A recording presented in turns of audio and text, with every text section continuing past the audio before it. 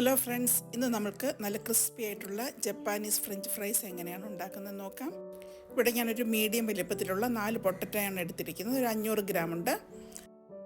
കിഴങ്ങിൻ്റെ തൊലിയെല്ലാം ഒന്ന് ചെത്തിയെടുക്കാം. പീൽ ചെയ്തെടുത്ത കിഴങ്ങെല്ലാം ഓരോന്നും 4ആയിട്ട് മുറിച്ചെടുത്തിട്ടുണ്ട്. ഇതൊന്ന് കഴുകിയെടുക്കാം. ഞാൻ പാത്രത്തിൽ കുറച്ച് വെള്ളം തിളപ്പിക്കാനായിട്ട് വെച്ചിട്ടുണ്ടായിരുന്നു. ഇതിലേക്ക് കഴുകി വൃത്തിയാക്കിയ കിഴങ്ങിട്ട് കൊടുക്കാം. മൂടി വെച്ച് നമുക്ക് വേവിച്ചെടുക്കാം. വെന്ത കിഴങ്ങ് വെള്ളം ഊറ്റി നമുക്ക് തണുക്കാനായിട്ട് മാറ്റി വയ്ക്കാം.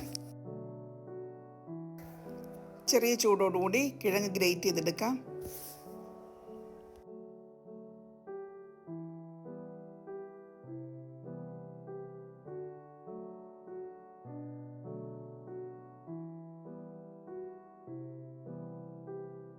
കിഴങ്ങെല്ലാം ഗ്രേറ്റ് ചെയ്തെടുത്തിട്ടുണ്ട്. ഇതിലേക്ക് 1 ടീസ്പൂൺ കുരുമുളക് പൊടി ചേർത്ത് കൊടുത്തിട്ടുണ്ട്.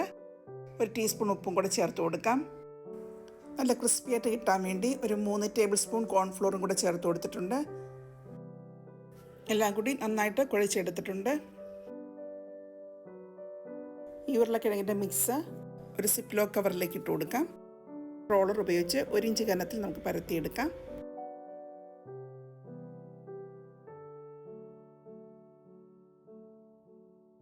ഇതൊന്ന് സെറ്റാകാൻ വേണ്ടി നമുക്ക് ഫ്രീസറിൽ ഒരു 15 മുതൽ 20 മിനിറ്റ് വരെ വെച്ച് കൊടുക്കാം.